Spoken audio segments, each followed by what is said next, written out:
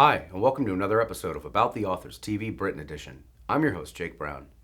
The New York Times once argued of Elly Griffiths' series starring Dr. Ruth Galloway, forensic anthropologist, that sometimes the best way for a writer to prepare new ground is to turn around and see what the old ground looks like. While the New York Review of Books added that bringing the traditional British mystery up to date with this strong and driven sleuth is the best part of reading Griffiths' series. Dr. Ruth Galloway first made her debut in The Crossing Places nearly 15 years and books ago, and has continued thereafter with The Janus Stone, The House at Sea's End, A Room Full of Bones, Ruth's Family Christmas, Dying Fall, The Outcast Dead, The Ghost Fields, The Woman in Blue, The Chalk Pit, The Dark Angel, The Stone Circle, The Lantern Men, The Nighthawks, The Locked Room, where the Daily Mail recently noted that it's no surprise that the BBC television are developing it as a series, and The Last Remains coming up in the near future. Griffiths has also continued to keep the bookshelves full with the Brighton mystery series, starring Detective Inspector Edgar Stevens and magician Max Mephisto, first in The Zigzag Girl, and then sequels Smoke and Mirrors, The Blood Card, The Vanishing Box, Now You See Them, and The Midnight Hour. More recently, she introduced fans to a new series anchored by a strong female protagonist and Detective Inspector Harbinder Kaur in The Stranger Diaries, which took home the 2020 Edgar Allan Poe Award and inspired Mystery Scene magazine to reassure fans the same voice that brings Ruth to life, the funny, intelligent, eminently readable voice of Griffiths, is also on full display in this wonderful novel. Followed up with The Postscript Murders and Bleeding Heart Yard most recently. Among other bestsellers she's penned prolifically over the past 2 decades. The Associated Press has spotlighted her work as must-read for fans of crime fiction, while the Wall Street Journal has hailed her writing as captivating. And after winning the Edgar Award, the Mary Higgins Clark Award, and the Crime Writers Association Dagger in the Library Award, anyone can see why. She's here today to talk about it all. Elly, thank you so much for being with us. Let's walk readers back to your own childhood, and specifically the first book you picked up that truly enchanted you with reading. The first book that I really remember reading, spending the whole day reading, was Alice in Wonderland. And I just remember sort of sitting under a table. I don't know why it was under a table, but sitting under a table reading it and sort of thinking, oh, this is the way you can spend a day, just sitting under a table reading a book. But I loved all that getting smaller and bigger and vanishing, and the little door that she goes through. And I think you'd see all that in my books. But then afterwards, I think it was probably Enid Blyton. I loved Enid Blyton, and there was a book called The Rillaby Fair Mystery, which I don't know many people have read, but it's a really good crime novel. It's a really good crime novel, and there's a scene that has stuffed animals in it, and their glass eyes are kind of glittering in the dark. And I always remember it was actually a very spooky scene. Also, C.S. Lewis, the book I'm writing at the moment, has sort of echoes of The Wood Between the Worlds in The Magician's Nephew. So all those things, and then sort of quite young, I guess I was about 11. I got into reading Agatha Christie, and I think I know I was 11 because when I was 11, I wrote a kind of Agatha Christie-esque story that was called The Hair of the Dog, which must have been something my parents talked about a lot. Now, if we're not mistaken, you have a pretty cool treat for your fans here that dates all the way back to one of the first original pieces of writing you ever did in grade school. Fun enough, just when I was about to talk to you, I had a look in the drawer of my office, and I found this. So this is like my school, I guess it was biology. It's very neat, isn't it? And I had a look through it, and suddenly it becomes a story. Becomes a short story called Like Leaves on a Tree, which is a kind of, so I don't know how old I was when I wrote this. So obviously I was writing in my school books like you. And one of the things that I really remember writing was I used to write little short stories about Starsky and Hutch. I really loved Starsky and Hutch, and that was the era of Starsky and Hutch, really. And I just wrote these little episodes, just like longhand, and I would pass them around in class, and people started to get sort of keen on them. I would say, have you got anything new for us? And I remembered one week I killed Starsky, which was quite shocking because he was my favorite, his lovely hair and his lovely jumper. And I killed him, and there wasn't much plot. Basically, Starsky dies, Hutch is sad. And I remember it going around class, and I remember people crying. And I really liked that. You remember that feeling when you realize that you can kind of do that. You can make people laugh, you can make them cry, and it's just the order in which you put the words on the page, but it somehow works. So I really remember that. I remember that moment of thinking, I can maybe do this. Now that sounds like a powerful moment of creative realization for any author to have. Who are any teachers in high school or professors at university who recognize that fire beginning to lighten you and help build it along the way? I guess my science teacher, whoever taught me that, didn't like me writing in the book. But I had a great English teacher called Mrs. English that I'm still in touch with. So she was really encouraging. I kind of did, all the right things. I always wanted to be a writer, even, when I was writing that book when I was 11, or even before then, probably when I was reading Enid Blyton and Alice in Wonderland. I always wanted to be a writer. So, but I kind of did, I did what you tell somebody to do, although you don't obviously have to go to university to be a writer. But I went to university, I studied English literature. Went to a very traditional university. I loved it. But everyone we studied was dead. Most of them were dead white men, and that was fine because, I love Shakespeare and people like that. And my most charismatic lecturer taught Shakespeare. And he was the first person to say, which should be obvious really, but wasn't obvious, that Shakespeare didn't write his plays to be read. He wrote them to be acted and to think about them as they would be acted. And he was called Professor Proudfoot, which is a fantastically Tolkien-y name, but he was kind of a big influence on me. But it's funny because after university, I did a master's in Victorian literature, went to work in a library, then I went to work for a publishing company, worked for HarperCollins, and eventually became editorial director there.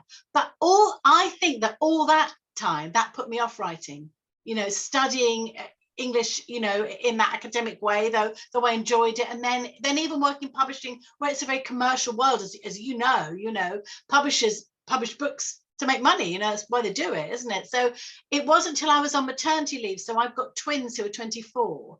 So it was, 25 years ago, I guess, that I was on maternity leave and I was away from that world. And I suddenly remembered that that's what I wanted to do, was to write a book. The Italian Quarter would be the end result of that epiphany, and we understand was based somewhat autobiographically as you drew from your own family history in its writing and that of the sequels, The Eternal City, Villa Serena, and Summer School. Actually, I did write before then. I wrote under my real name, which is Domenica De Rosa, which I know sounds made up, but that's my real name.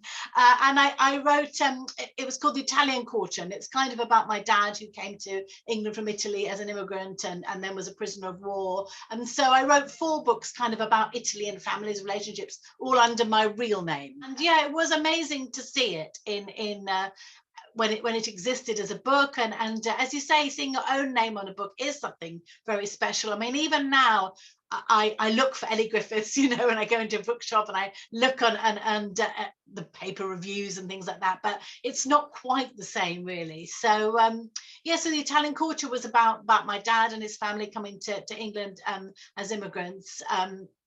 And then being, my dad was a prisoner of war in the Second World War. So it was kind of historical. There was a modern theme, modern sort of story running through it as well. Second book was called The Eternal City, and that was about 3 sisters scattering their father's ashes in Rome, which is something me and my 2 sisters did. And I hope it's not depressing. That sounds depressing, but I hope it's sort of quite funny and life affirming. And then there was Villa Serena, and then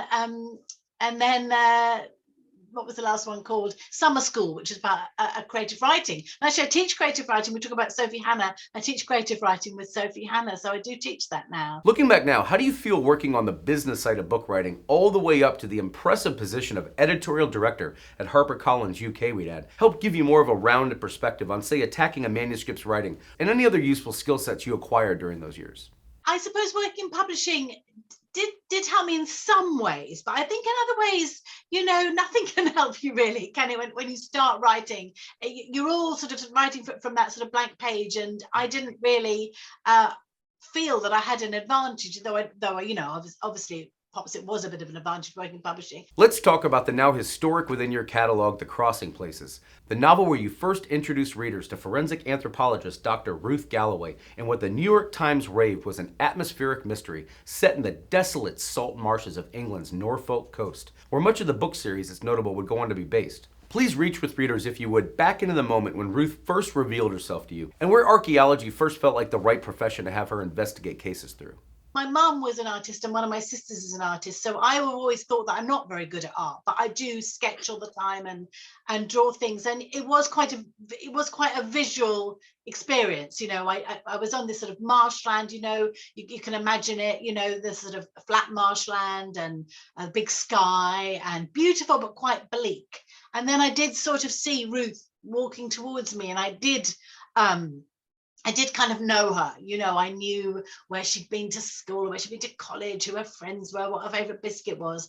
And I did get quite a clear sense of her face, which I don't really with all my characters, but with her, I really did. Yes, she did sort of appear in front of me. After writing sort of 4 books all about sort of Italy, family relationships, I'd got quite interested in archaeology because my husband, Andy, he was a lawyer when I met him, so he had a proper job. He worked in the city, had a pinstripe suit and all that, but he'd always wanted to be an archaeologist. And I remember that first time I met him, he said, I didn't want to work in the city, I wanted to be an archaeologist. And I thought, oh, that's so sweet. But then when we were married and we had young children, and he said, I'd quite like to do that now. So we went back to university and became an archaeologist. And so kind of our lives had to change. We couldn't afford exotic holidays, so we went to Norfolk, which is where I'd always holidayed as a child, because my aunt has a boat there, and we'd spend some time on my aunt's boat, and then we'd sort of walk along the North Norfolk coast. And one day Andy said that prehistoric people had thought that marshland was sacred because it's neither land nor sea, but something in between. They thought of it as a bridge to the afterlife, neither land nor sea, neither life nor death, like a liminal zone. And that immediately, the whole plot of the Crossing Places came into my head then. And I thought, I knew the main character, Dr. Ruth Galloway. She sort of appeared in front of me. I knew the story, which is a forensic archaeologist, because I knew such things existed, called Dr. Ruth Galloway. She teaches at a university on the North Norfolk coast. She goes into work one day, and there's a police officer waiting for her, and he wants her help because he's found some buried bones. And I knew from Andy that forensic archaeologists did help the police in this way. Ruth sees the bones, but she knows immediately they're over 2,000 years old. But she's drawn into the case, which is that of a missing child, and into a very complicated relationship with the police officer, DCI Harry Nelson. So that's the first in that series. Archaeologists are amazing when they work. They dig these trenches with the lines so neat, and you can see all the layers of the soil. It's really amazing. So I wanted to write about that, really. And I didn't know that I would get the chance to write about the long relationship. Right off the bat, fans of this book could not wait to see more of Ruth Galloway and DCI Nelson together. And in their second novel The Guardian paid you the high compliment of pointing out that it's always a pleasure when an author's second book lives up to the promise of the first. Griffiths' dryly humorous writing and the appeal of the 2 main characters make these books such a treat.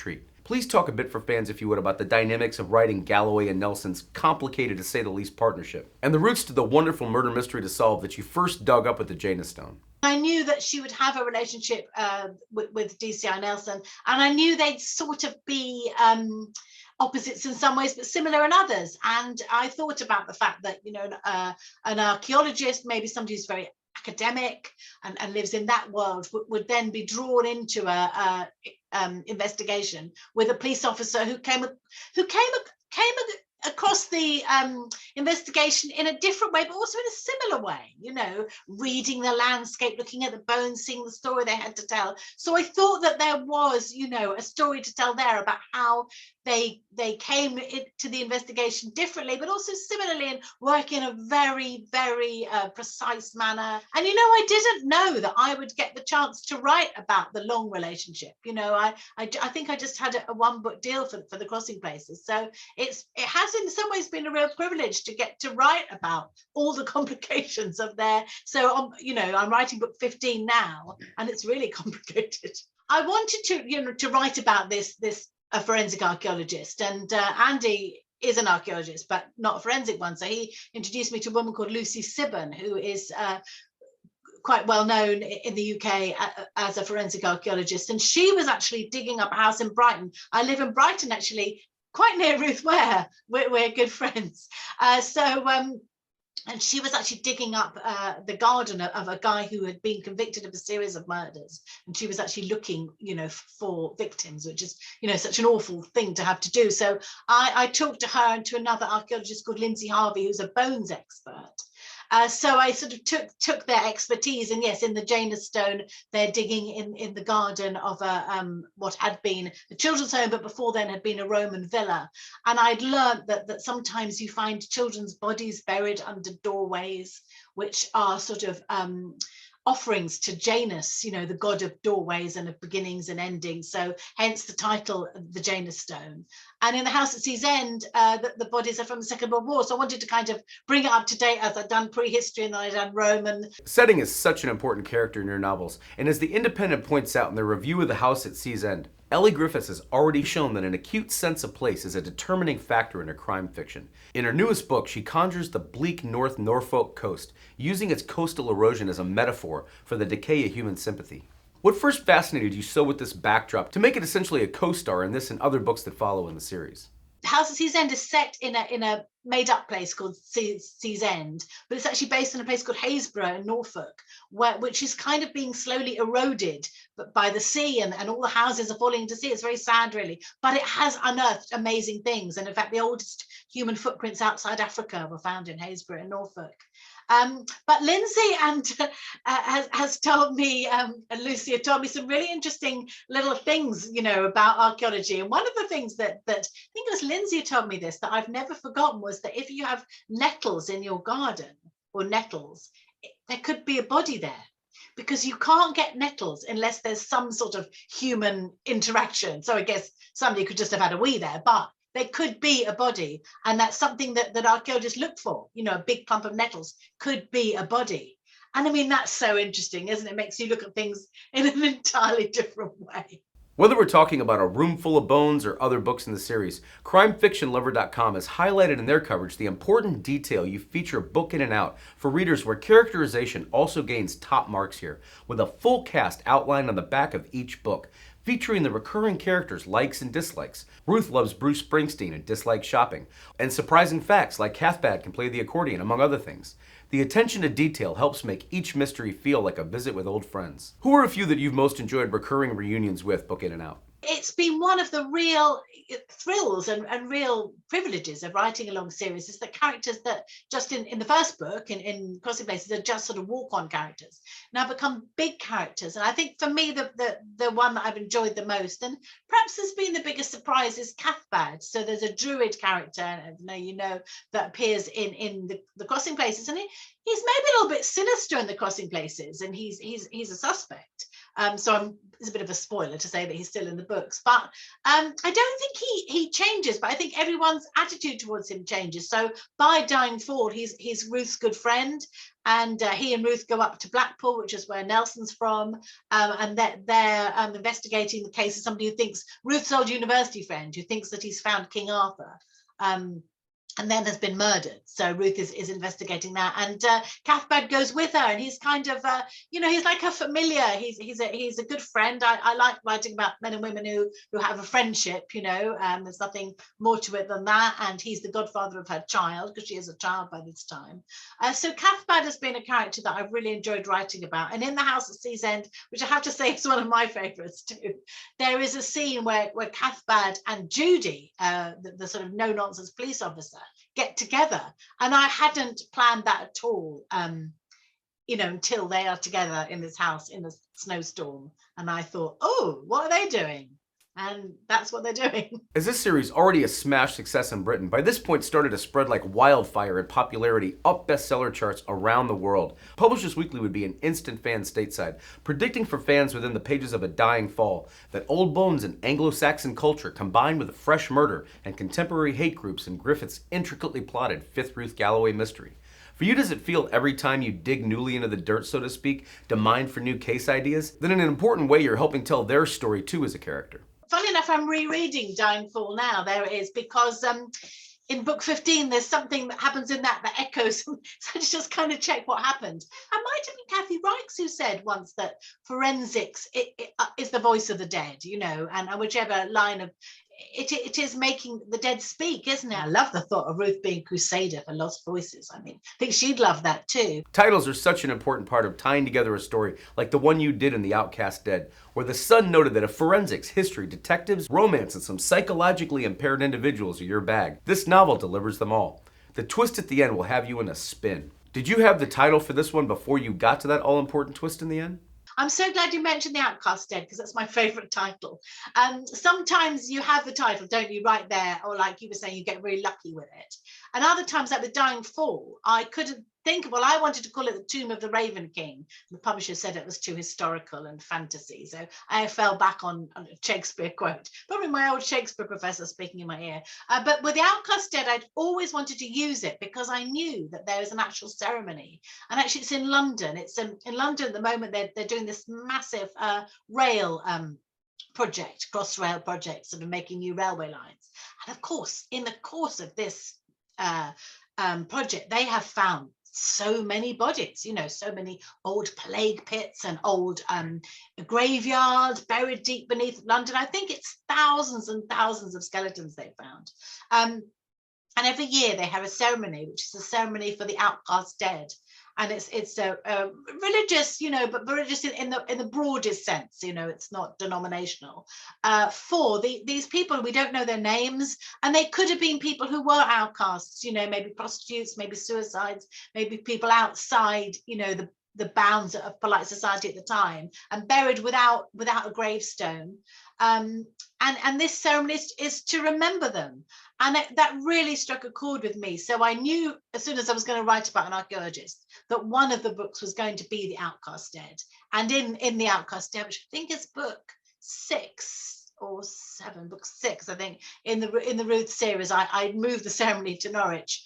And Ruth finds a body, which is that of a notorious murderer, a woman, murderess. And Ruth is kind of drawn into trying to clear her name, really.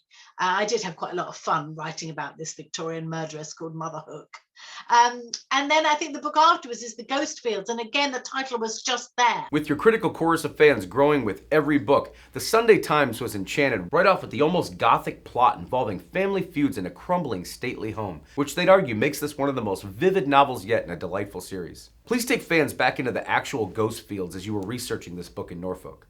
For my books, particularly the Ruth books, it does usually start with the place. We were talking about the Ghost Fields, and I remember I was just driving across Norfolk one night, and I saw this abandoned airfield, and there was a pub near it called the Hourglass.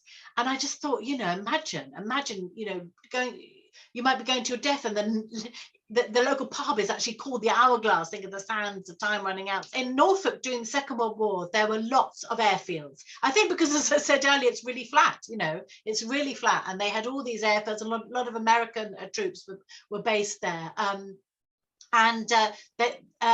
Now they're empty, and quite often, quite a lot of them are now farms, and you see these sort of pigsties, row upon row of them, but you can still see the traces of maybe the runway or the name of the battalion written on it, and they're called the Ghost Fields because that's where these airfields were, and they're obviously not there anymore. A few of them are still there. There's one at a place called Sculthorpe. And some of them have these most amazing murals that were painted on them by the pilots, and they obviously didn't think they would last, but some of them have lasted. So it's a very moving experience if you're in Norfolk to go to these places. They've all got great names. They're called things like Seething and Deeping and Sculthorpe. And it's really worth going. So as soon as I kind of knew about that, I knew again that would be one of the Ruth books. And it starts when they find a plane buried in one of these fields, which they do sometimes. And there's a body in it, but the body should not have been in that particular plane. So that's the beginning of that investigation. Now, there's a very famous shrine that co-stars in the backdrop of The Woman in Blue. Why did you feel this book was the right one to explore religion in a little more depth than in past books as a plot? So I think by the time I wrote The Woman in Blue, which is set in Walsingham, which is a real place in Norfolk, famous shrine. Actually, I think originally 11th century, but was particularly famous in the 16th century, and Henry VIII went there to pray for a son. So by the time I'd got there, I suppose I did feel that I knew Ruth well. And actually, for that reason, I'd held off writing about Walsingham for quite a long time, because it's a shrine that had been a Catholic shrine, and then it was a Church of England shrine post-Reformation. And I knew I was going to have to kind of go into religion in quite a big way. And I think I sort of held off for a while before writing about that. It's also a bit of a tribute to my favourite book, which is The Woman in White by Wilkie Collins. So it starts off with Cathbad seeing a woman dressed in blue by a gravestone. And he thinks it might be a vision of the Virgin Mary, but of course it's not. So I held off for a while before writing that, really. But and in that, Ruth becomes is drawn into somebody who is against women priests, and I've given her an old school friend who is a woman priest. So I think Ruth cares, really. She cares about the past. She cares about justice. You know, she wants to tell these stories of the long dead, but also she's then drawn into quite often into the modern day mystery in quite a big way, but perhaps in a way that she didn't really want. The Chalk Pit would put on display once again what book pages highlighted as your extensive knowledge of archaeology and history in her outstanding new novel. And that history of archaeology included actual tunnels underneath Norfolk. We understand that you actually traveled down, walking in Ruth's footsteps while you were writing the book. I got the idea for the Chalk Pit, which is really about the many tunnels that are actually below, genuinely are below Norwich. And I was doing an event in a bookshop in Norwich, and the owner said to me, "Did you know there was a tunnel below this shop?" And I said, "Oh no, I didn't." And after the talk was over, she showed me, and we sort of left this brightly coloured room with these lovely books, and we went down this sort of staircase to the sort of chalk tunnel. So there's lots of chalk mining in Norfolk, and we were there below the shop. And I remember getting a taxi the next day, and the taxi driver said, "You can walk the length of Norwich underground." Because of all these tunnels, And funny enough, I was doing an event in the library the next day, and I said that to the librarian, and she said, "This taxi driver, did he have a kind of dark energy?" And I said, "Oh, yeah, maybe." And she said, "Oh, I think he was my ex-boyfriend." But so the Chalk Pit is about this underground world, but it was also a chance for me to. I'm quite interested in exploring social issues in my writing, and I think a lot of crime writers do. And it was a chance to look at homelessness generally, which is a huge issue in the UK, and homelessness in the area in particular. So these homeless people are disappearing, and there's a rumor that they're going underground. So so that was kind of quite an important book, and it's an important book in Ruth's life as well, because a lot of things happened to her in that book, and it's the moment when she and Nelson could almost get together but don't. Why did you feel like it was time for readers and Ruth to take a trip back to your family's native homeland in Italy in The Dark Angel? I think it's a bit of a sort of what's the word? Sort of a point in the books. It's like almost like a crossroads in the books, because it's when Ruth goes away to Italy, and my family are Italian. Is my real name is Domenica De Rosa, and my dad was Italian. And again, I probably held off quite a long time before letting her go abroad. She has 10 books before she goes on holiday. She gets an offer from an Italian archaeologist to go and look at a skeleton that's been found in a hilltop village in Italy, and it's very much based on Fontana Liri, which is where my family have a little house in Italy. So, but I've called it Castello degli Angeli, which I've found out since actually is a place, but I didn't know that at the time. It gets involved in that case, really. So I think those books, I had to know Ruth quite well before I went to those places with her, really. But I think, before Dark Angel, Ruth is a particular person, and after Dark Angel, I think she's a little different. Stonehenge is famous around the world, mythically and mystically, I might add, and many artists, from bands to filmmakers to authors, have all taken their turn putting an original spin on the mystery behind them. What first brought you into that club with the Stone Circle and wanting to take on the legend here? Usually starts with the place, and then I have to sort of try and weave together. Obviously, I need an archaeological thing and a crime. And then I also try and get a legend, because Norfolk, have you been to Norfolk, Jake? You must visit it. It's a really fascinating place. It's very beautiful, but also, as I said, quite bleak in some places. And the thing about it is there's loads of history. And because people it's right on the eastern edge of Britain. And people sort of drift there and stay there. So people stay there for a very long time. And so people know about these legends. I wanted to use these wonderful legends that are about stone circles, these standing stones. And no one really knows what they are and what they're there for. And the legend of this particular group of standing stones was that it was a wedding, everyone's happily at a wedding, and then along comes a sinister violin player, sinister fiddler, and like with a black dog, if you see a black man all in black with his violin saying, "I'm going to play for you all night," it's not a good thing. So he plays for them all night. So it's a Saturday night, he plays for them all night, and then Sunday comes, and when Sunday comes, they're all turned to stone for dancing on the Sabbath. So that's the legend in the stone circle. Griffiths is a master storyteller. That's what the New York Review of Books concluded after reading The Lantern Men. And yes, that stays the same here, but part of any great series is one that shakes things up now and again for the main character and readers. And Ruth's move from Norfolk University to Cambridge with her daughter was definitely one of those. The other was keeping it so interesting, book in and out, with new local history, legends, lore, and more that you weave into each new story. Please tell viewers a bit about how you did that here. And when I was thinking about the Lantern Men, it starts with Ruth actually being away from Norfolk. I'm sort of thinking about it. And then a convicted murderer will only tell Nelson where the bodies are buried if Ruth does the excavation. But the legend that then I found out about was called the Lantern Men. And it's of these figures that go across the Norfolk marshes at night, carrying like a flickering lantern. And I don't need to tell you that you shouldn't follow a flickering lantern, which a sinister hooded person is carrying, because the idea is that if you follow the lantern, you go off the path into the marshes and you're doomed, you're dead. So never follow this light from the Lantern Men. And so that I was able to weave that into the story because Ruth meets a group of artists actually call themselves the Lantern Men. And the question is whether they led people astray and whether they led them to their death. So it's really about the thing that I love doing, but it's also quite difficult sometimes, is to merge an archaeological find with a police case and then with a lovely local legend. So that was the Lantern Men. We thought it was very cool on your part when a local British paper, the Fakenham and Wells Times, reported that a top author gave people with poor sight an oral treat by allowing one of her short stories to be recorded for their talking newspaper. Susan Riddle from Fakenham worked on getting permission to record Elly Griffiths' short story The Man in Black, a piece she wrote for Gerald's 250th anniversary for Fakenham and District Talking Times. Then with the next full-length novel, you once again churned out what Book Reporter deemed to be one of the best in the series, an engaging novel with just enough bits of legend, archaeological wonders, and a touch of the supernatural to keep interest level high right through the end. Please introduce viewers to the Nighthawks.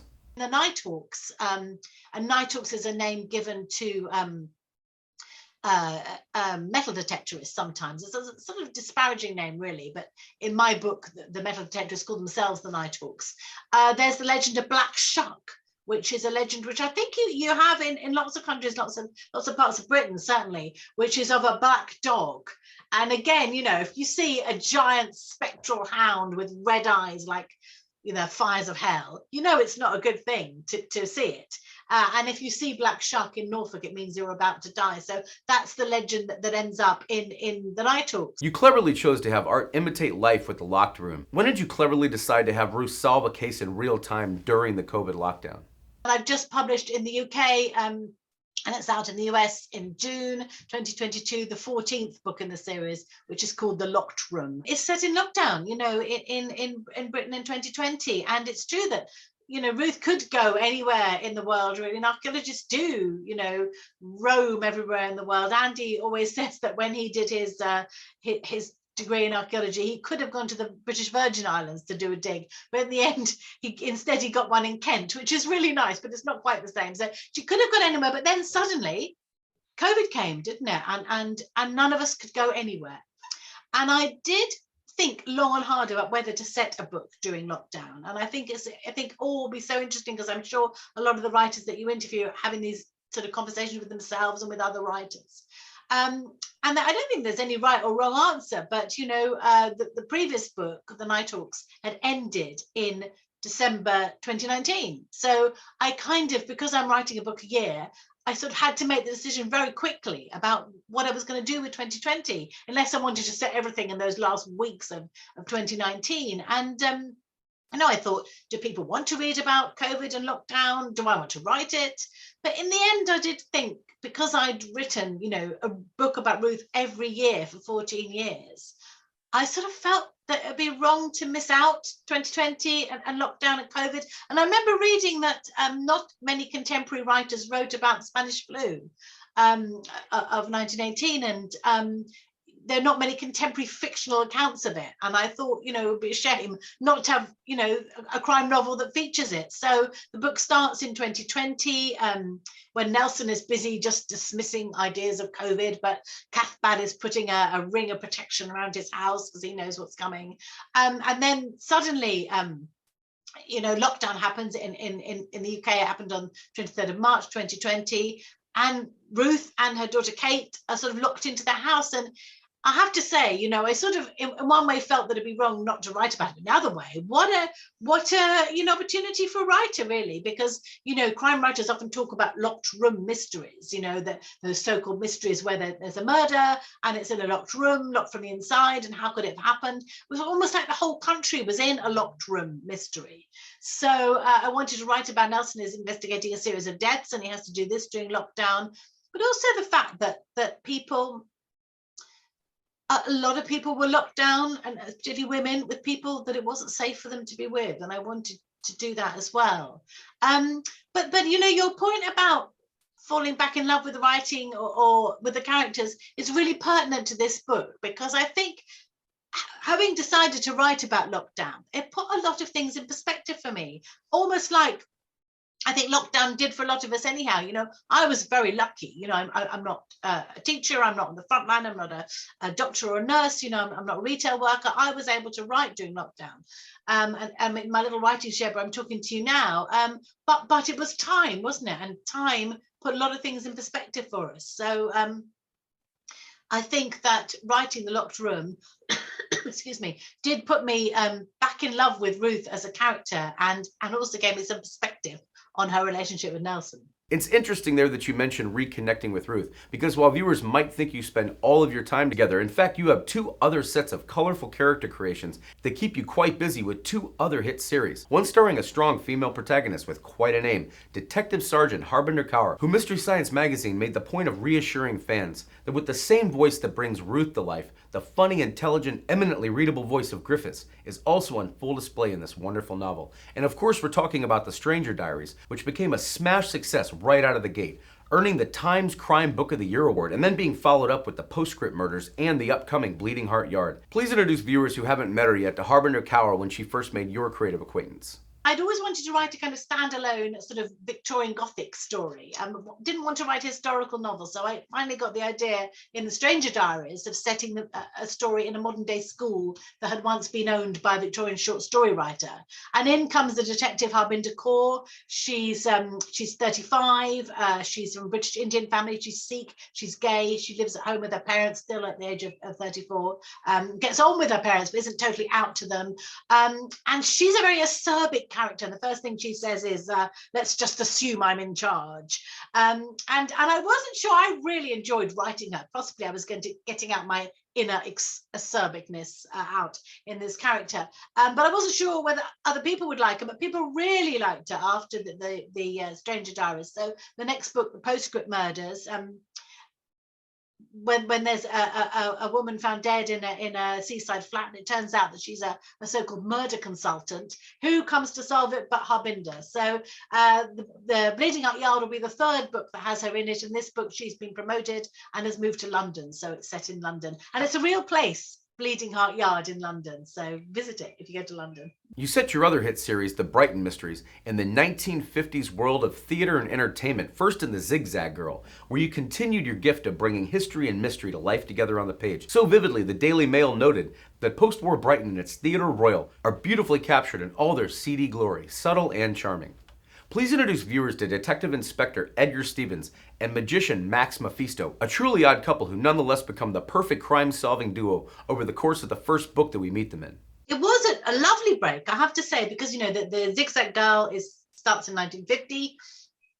No mobile phones, no internet. The police have to, find a call box if they want to make a call. They have to walk everywhere. A lot of homes didn't have phones, and it's set in the theatrical world of the 1950s. And that's because my granddad was an actor when he was I think you'd say in vaudeville. It was a sort of musical actor, comedian. And I wanted to write about his world, and he had left me his playbills, and the names on the playbills, I can't tell you how good they are. Things like and I love the bills behind you there in the picture, but, you know, in things like, oh, I don't know, Lou Lenny and her unrideable mule. I mean, you know, what's that about? Was that a real mule? Who knew? Ray Deeney, the gay deceiver. You know, I had no idea who this person was, but I wanted to write about this kind of forgotten world, really. So yeah, it was a real escape. It was great to write in a sort of pre-digital world. It was great to be with these characters. It was great to write about the past, actually, slightly having the benefit of hindsight, you know, and writing about this sort of vanished world. So yes, it was, you know, it was a real, funny enough, when I started writing those books, I was doing one of those and then a Ruth book. It did revitalize me, really, writing about a whole new cast of characters and writing about this world. You know, my granddad lived in this world. This world, he didn't have a set address at one point in his life. He just moved around. Each week was a different theatre. You know, he'd be in Newcastle, he'd be in Edinburgh, he'd be in Brighton. He would just be travelling around. They'd stay in digs. They'd stay with these landladies. Some weren't very nice. Some were nicer. Because my granddad actually brought up my mum on his own as a single parent. She travelled with him, so she had great stories. You know, she had friends who were sword swallowers and you know, ventriloquists and you know, these amazing acts, and lots of chorus girl aunties, I have to say, she had. So, you know, it was just a wonderful world and a sort of forgotten world. So it was a real treat to write about it. And yeah, and they're set, I mean, they're sort of set in this sort of itinerant world, but mainly in Brighton, because D.I. Edgar Stevens, who, funny enough, was the detective in that very first book I wrote when I was 11. That was Edgar Stevens in that book. He's based in Brighton, and I've lived in Brighton since I was 5, went away to university and came back, sort of thing. So it's been great to write about my hometown, yeah. As the series continued to roll on with new bestsellers like Smoke and Mirrors, the Sunday Express would complement the artful way you mix coziness and sharpness in a way that recalls the best of Agatha Christie, that has a feeling for showfolk worthy of Nigel Marsh. While with the Blood Card, Bookpage.com was instantly in love with the matter-of-fact conversational way of setting her scenes and effectively using plain declarative sentences, making a mundane event often seem wildly offbeat. Her understated humor and sly comments just slide into the dialogue, augmenting the storyline while never overtaking it. As you laid words against backdrop in such concert with each other, did you find yourself spellbound by the process? It sounds fascinating. I love that whole aspect of it, really, that whole magic. It's a forgotten world, and it's a different pace of because people walk everywhere, and you know that there's it's a pre-digital world, so it's a very interesting time to write about. And I just love that that juxtaposition in show business between the glitzy front of the theatre. You know, in Brighton we've got a lovely theatre called the Theatre Royal, and it's all gilt and velvet and beautiful, and then backstage, you know, it's stone floors, it's bare light bulbs, there's a smell of gas, you know, it's so different. So I really like that. It's a bit like the Ruth books in a way, in that I have, in Ruth books I have to have an archaeological thing and then a police thing, and in the Brighton mysteries that there's a case that then involves, you know, show business in some way. And Smoke and Mirrors, which is my favorite, I shouldn't have favorites, it's one of my favorite series, I wanted to involve pantomime because my grandfather was often in panto, and he was quite a famous Ebenezer in Aladdin, and I remember him doing the voice. He'd do it for us grandchildren. We'd be quite scared. He'd say, "Give me the lamp," you know, it was really quite, "Give me the lamp, boy," and he had firecrackers in his sleeves, and he used to do all that. So I wanted to write about that particular world in Smoke and Mirrors, but also 2 children go missing. So in some ways it's quite a bleak story, really. And I wanted to bring all those aspects in. So pantomime and nursery rhymes and children's stories and the kind of darker side of that, really. It's a wonderful time to write about the 1950s. I mean, we sort of think about the 1950s, don't we, as sort of black and white, sepia tinted, but actually for people living there, you know, it was really quite exciting. You know, 1953, the Queen, our current Queen, is still on the throne, came to the throne, and people talked about themselves as being the new Elizabethans, and it was all going to be new. And the Blood Card is set against that backdrop of the coronation. Somebody's trying to sort of, you know, do some sort of terrorist act during the coronation, because a lot of people life changed for 1953. That they bought television sets, they could watch it. Everything was changing, everything was becoming a bit more modern. So I really enjoyed that. The Vanishing Box would once again put on display what The Guardian focused in on as your gift for vivid description, masterful sleight of hand, and a lightness of touch. Before you pull a fast one on readers with tricks you perform in the book, how deep of a research dive did you do into understanding how magicians like Max pull the rabbit out of the hat, so to speak? Thank you. I'm so glad you like that one. One of the big treats for me in writing about the book was trying to find out about the tricks, the magic tricks. And the vanishing boxes, when the assistant is often a girl at these times, goes into the box and then apparently disappears. And my granddad was on the bill with a lot of quite famous magicians, and they used to get quite angry with him because he'd always stand in the wings trying to work out, because a lot of it is about the cabinet or the box and whether it's got a false back, and a lot of it depended on the girl being able to be agile and be able to sort of twist herself round and all sorts of things like that. So that aspect of it really, really intrigued me, trying to bring a different magic trick in. And a couple of days ago on Twitter, somebody was saying, would Ruth, for example, make a good companion for Doctor Who? And I said, well, actually, maybe it would be Edgar or Max would be a better companion. And somebody else said, well, the TARDIS really is like a vanishing box. And I thought, well, it is, isn't it? So I love that whole aspect of it, really. You made a strategic decision to set the next book in the series, Now You See Them, in the 1960s, which garnered positive reaction from readers and reviewers like the Manhattan Book Review, who importantly observed that a lot has happened since the beginning of the series, which was set in the 1950s, but the characters still hold the same charm and appeal. Why did it feel right to you to make that leap forward in time from Max, D.I. Stevens, and co.? Moving forward to Now You See Them, the great thing about writing about the past as well is you kind of leap forward in time. So between the Vanishing Box and Now You See Them, 10 years has passed. So Now You See Them is 1964, which was really famous time in Brighton, because there was a massive battle between the so-called mods and rockers. These two different factions. Well, you, of course, as a music expert, will know all about the mods and rockers. And I wonder which side you'd have been on anyhow. So the mods and rockers are fighting on Brighton Beach. So that's the backdrop to Now You See Them. Times of London mused after reading your most recent book in the series, The Midnight Hour, that if only all history and mysteries could be as good. And the decedent here is a familiar one to fans, 90-year-old theatrical impresario Bert Billington. Was it hard to say goodbye to old Bert in service of the story? So the Midnight Hour is actually set really near where I'm talking to you now. There's a little village just outside Brighton called Rottingdean, and if you're there, you should go to Rottingdean because it's a beautiful little village, and it's got some quite famous people live there. Rudyard Kipling lived there, Burne-Jones lived there. There's a beautiful old church, but just behind the church there's a really interesting building called Tudor Close. And it's not Tudor, it's built in the 1920s, but they do that sort of mock Tudor that's almost too Tudory to be true, with the sort of twisty beams and all the little leaded light windows. But in the 1920s and 30s, it was a hotel, and lots of Hollywood stars went there. So Cary Grant went there, Betty Davis went there, Julie Andrews sang there for the first time, and it was quite famous for its musical entertainments. And the pianist there was a man called Ernest Pratt. And he was playing for some musical entertainment. I like to imagine him sort of playing away there. And he looked around at Tudor Close. So he looked at the billiard room and the drawing room and the conservatory and the kitchen. He thought, why don't I invent a board game set here? So together with his wife, he invented this board game, and he called it Murder at Tudor Close. But of course, he sold it to Waddington's and it became Cluedo, which I think is Clue in America, just Clue, but here it's Cluedo. And so I wanted to write about a real murder at Tudor Close. So the book starts when a theatrical impresario has appeared in the other books. I like that, when you can bring in a character has appeared in the other books, called Bert Billington, is found dead in his armchair in Tudor Close.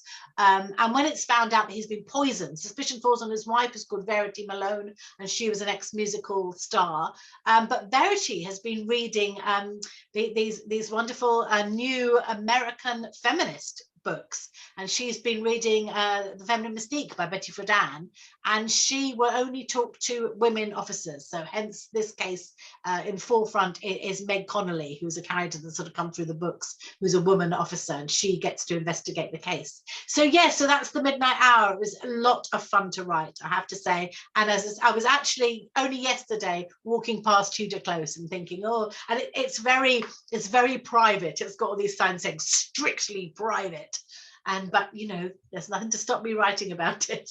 So yeah, that's and it's book 6 in the Brighton Mysteries. Then there will be some more. Yeah, I'd like to carry on that series. Well, that'll be welcome news for fans of the series. Looking forward, can they expect to get another visit on the page from Dr. Ruth Galloway anytime soon? The Last Remains, which is book 15 in the series, and it starts when a body is found in the walls of a cafe in King's Lynn in Norfolk, and it's the body of a girl who disappeared 20 years ago. So Ruth excavates the remains with her usual care and professionalism, but she's a bit jolted to find out that this girl is somebody Cathbad knew quite well, and is also linked to her university. So that investigation takes them all to places that are slightly dangerous to go, including a set of Neolithic flint mines, which are just outside Norfolk, called Grimes Graves. So I'm going to be going down into the flint mines.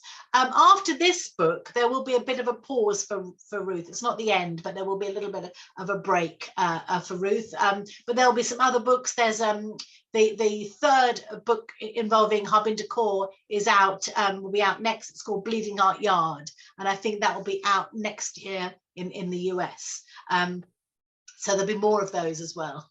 You're quite well known for visiting local bookshops throughout the United Kingdom and across Europe, where you put on signings and readings and spend as long there signing books as you have fans in line. When you take the time out that you do to talk to those readers, what's been some of the most thrilling and inspiring parts of interfacing with those fans all around the world? I think that is the best thing about being a writer at all. If you see somebody or hear from somebody sort of on social media or something who says that maybe your book got them through a bad time, or you know, a difficult patch, and books have got me through difficult times in my life. So I would love to think that my book was one of those books for people. And particularly, again, you know, we talk about lockdown. I think a lot of people turn to books for comfort, and if they turn to mine, that was wonderful. And yes, it feels almost magical when you go to another country. Recently, last month I was in Denmark, and at a fantastic crime writing festival. Takes place in an old prison, and it feels just magical to me. You know, the people in Denmark really like the books, and they've I think they're up to book 10 in Denmark, so they've read quite a lot of them,